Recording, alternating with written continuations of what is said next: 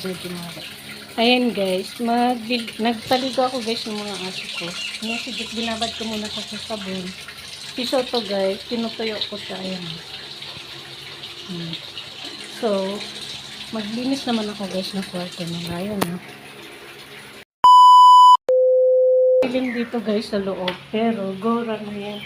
Hindi ako guys gano. Kasi ba ng ilaw? Kasi maliwanag mo siya guys. Oh. So, dito muna kayo ha. Maglinis muna si Korea ng ligaw. Pinanindigan talaga guys si Korea ng ligaw yung ligaw na experience.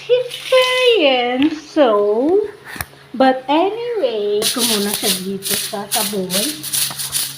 Ganyan ako guys maglinis. Kasi, kwarto to ng mga aso. Kailangan mabango. Okay, wait nyo ako guys ha. Huwag yan, tignan yung dibdib natin ha. Diyan lang kayo. Okay?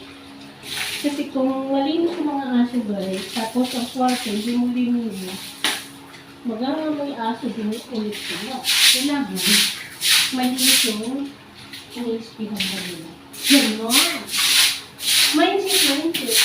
Babad ko muna sa dito guys sa sabon. Kasi, di ba nakaragawag na hindi natin si Toto dito. So, hindi na lang natin na sabi ko, yung na tignan dito siya. Korea na dito. Sa mga aso dito sa labas guys. Sige, ano ba? Balnawan ko na nga siya guys. Hindi siya lilinisan tulad, hindi pa nililinis doon. Malangaw siya doon. Ngayon siya. So, halika na dali. Ano yun? Nagugulo ano naman kalabit lang ha. Ilikit ko muna yung pakalit ko. Pasensya na kayo guys na nakikita nyo lagi ganun sa ganun ko. Pakalit. So, ayaw nyo naman ito. So, bibigyan na kayo naman. Ganun lang ito. Wala kami naman. Wala kami naman. Bilang nyo kami. Pag-judge kayo ng bata, ganun. Charis lang. Walang ganun. Sapat nga pala sa mga kapatid mo nagsasabing, walang ganun. Shout out sa inyo. Good morning. Pigit nyo ay aso. Hindi yung tayo. Kailangan ko talaga siya. Ayaw niya guys. Wow! Oh no! Oh my God. Naligo na din. So, ayun. Maglinis pa ako doon guys.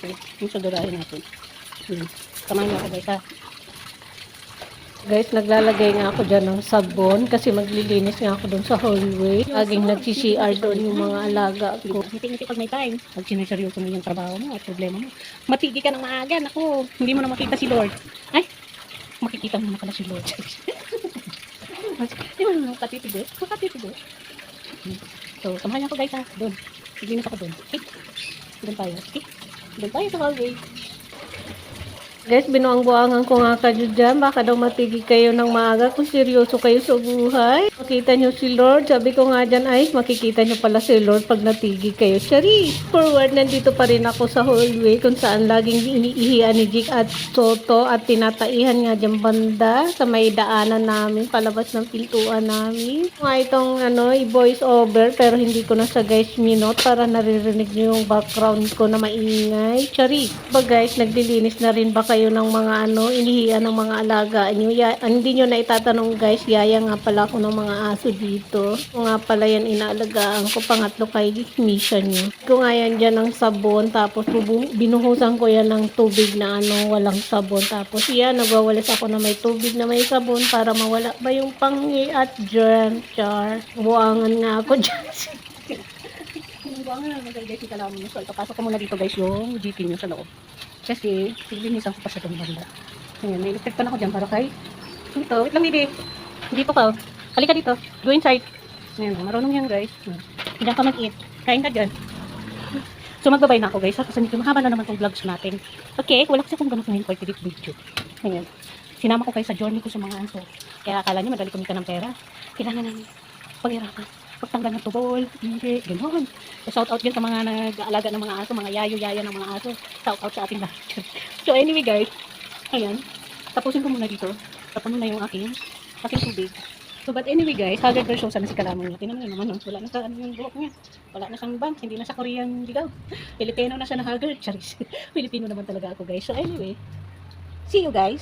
Shout out nga pala sa lahat ng mga pinsang ko. Na lalo na yung pinsan ko dyan sa Project 8 ng alaga niya, napakadami guys. So shout out sa iyo insan. Shout out Sana nakapaglinis ka na rin ng mga aso mo. Sana natapos mo na yung trabaho mo. Huwag seryoso ha, baka matigi ka ng maaga. Charis, charis lang. Charis lang. Pinangguangan ko na guys yung pinsan ko. So, shout out din kay Ate Salvi. Hi Ate Salvi. Salamat sa pag-subscribe and like and share. Thank you. And Matet, alam mo na. Thank you, ate. Shout out sa inyo sa Bulacan. At shout out nga pala sa pinsan ko na, sa kapatid ko na luluwas na ng Manila. Shout out sa iyo. Ingat ka sa biyahe mo. So, sana maging okay ang lahat para makapagtapos yung anak mo sa pag-aaral kasi guys, kulang na siya sa financially. So, hindi ko naman siya guys masuportahan kasi may sinusuportahan niya ako guys ng nanay, na senior, nanay, tatay, senior din yun. So, kailangan ko guys buwan-buwan din magpadala din dahil nga nagagata sila. So, nakarang buwan guys, pina-check up ko si nanay at binila ng gamot, ganun. Kaya, yung padala ko, sana punta lang guys kay nanay sa mga gamot niya. Kaya, nabigyan ko man guys yung kapatid ko, pero kunti lang. Ganyan lang, 500 lang. So, kinukulang daw siya kasi walang trabaho yung asawa. So, kailangan niya lumuwas guys ng Maynila. Kailangan niya guys mag-sacrifice malayo sa kanyang mga anak.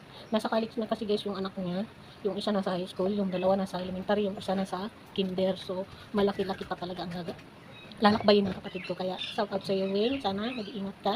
Ingat sa biyahe. Sana maging okay ang biyahe mo papunta dito. See you guys. See you later. See you next vlog. And good morning and ingat. Bye.